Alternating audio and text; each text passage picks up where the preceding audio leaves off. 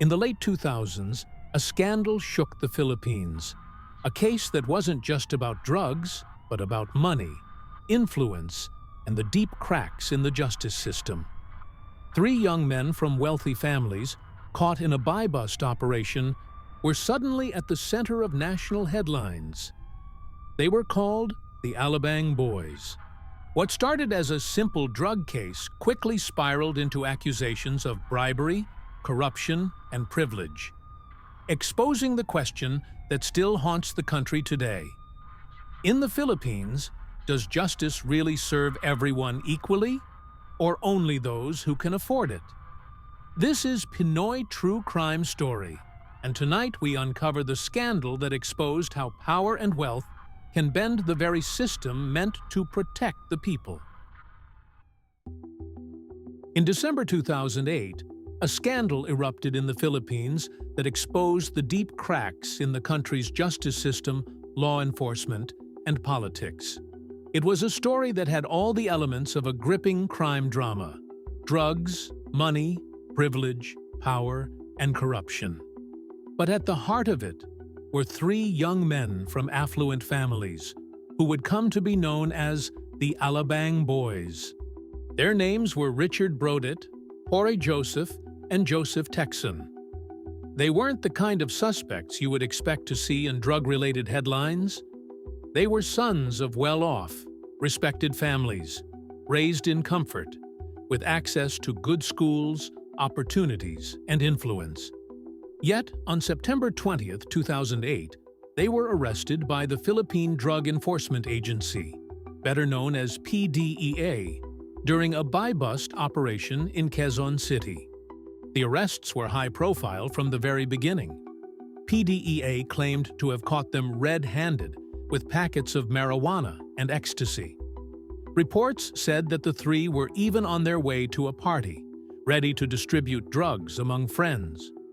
For the authorities, it seemed like a clear-cut case. Young men dealing and using illegal drugs. But what looked like a straightforward victory for law enforcement quickly spiraled into one of the biggest controversies of the year. The case drew massive media attention, not just because of the suspects' privileged backgrounds, but because of what came after their arrest. PDEA proudly announced the capture, but the Department of Justice, or DOJ, soon became involved as the prosecutors reviewed the evidence. Then came the shocking twist.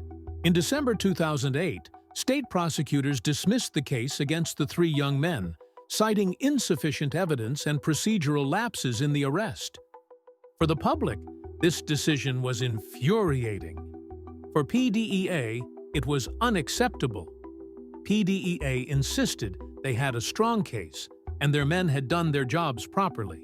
But now, the suspects, the so-called Alabang Boys, were walking free.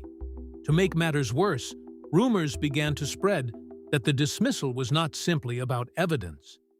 Allegations surfaced that money had exchanged hands, that the families of the suspects had bribed DOJ prosecutors to secure the release of their sons. This claim turned the Alabang Boys case into a national scandal.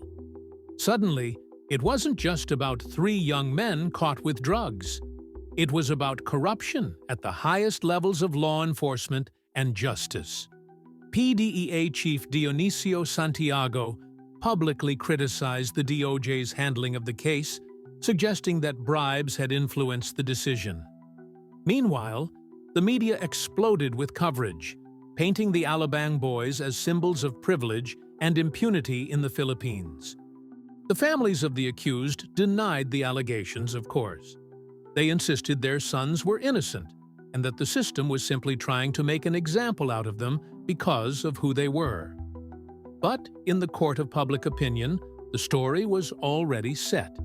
These were rich kids, sons of powerful families, who had used money and influence to escape justice. As investigations into the alleged bribery continued, shocking testimonies emerged.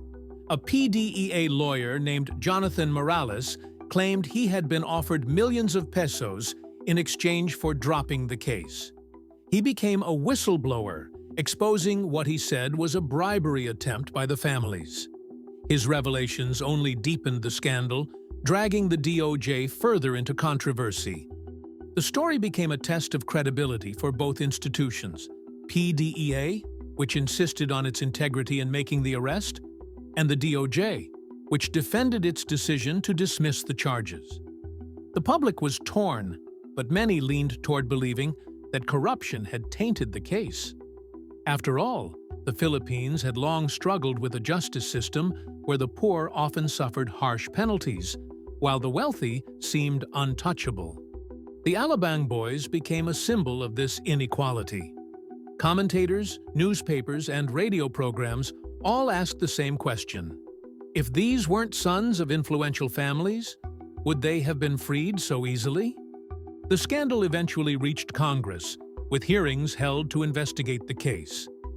PDEA and DOJ officials clashed in public, accusing each other of mishandling the case.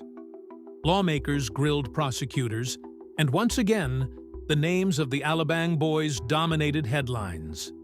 But like many controversies in the country, the noise eventually died down.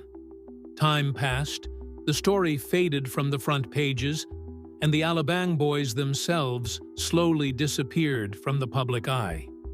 For many, this silence was proof that power and privilege had once again triumphed over accountability. The case left behind more questions than answers. Were the Alabang Boys truly guilty of dealing drugs? Or were they simply victims of a flawed operation? Did their families really bribe their way out of trouble? Or was the dismissal justified by weak evidence? The public may never know the full truth, but the perception remains. The rich can bend the system in ways the poor never could. More than a decade later, the name Alabang Boys still carries weight in Philippine true crime history. It is invoked whenever conversations about drugs, privilege, and corruption arise. Their story has become a cautionary tale about how money and influence can distort justice, and how the system often fails to treat everyone equally. The Alabang Boys scandal was not just about three young men. It was about a society grappling with inequality, about institutions struggling to maintain credibility, and about a public growing more and more cynical about justice in the Philippines.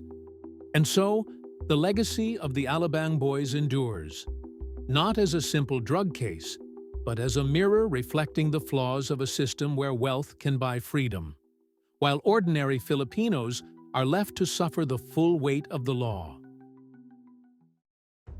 The Alabang Boys scandal remains a reminder that in the Philippines, justice can sometimes be swayed by influence and power. It was more than just a drug case. It became a symbol of the fight between privilege and accountability. And even years later, the questions it raised still linger. Was justice truly served? Or was it once again defeated by wealth and connections? This has been Pinoy True Crime Story, where we uncover the Philippines' most haunting and controversial crime cases. If you found this story compelling, don't forget to like, share, and subscribe so you won't miss the next case we bring to light.